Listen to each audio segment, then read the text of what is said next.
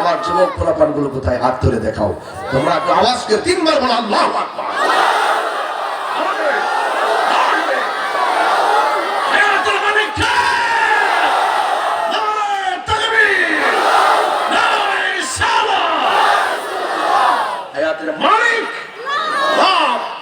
সেই রব তাআলা বলছেন কাইফা তাকফুরুনা বিল্লাহ, তোমরা কিভাবে আমি আল্লাহকে অস্বীকার করছো?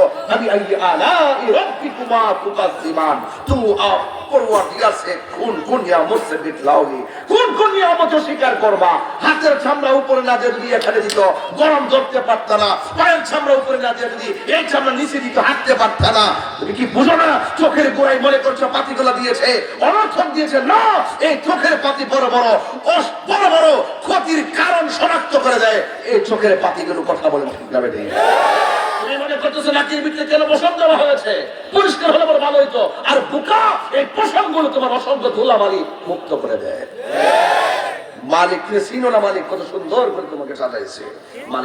মালিক বলছেন লাকাদ খালাকনাল ইনসানা ফি আহসানি তাকওয়িম, আমি আল্লাহ মানুষকে অবয়ব সুন্দর আহসান ইসমে তাবদীল ফিহা, আহসান অতীব সুন্দর নমুনায় বানিয়েছি।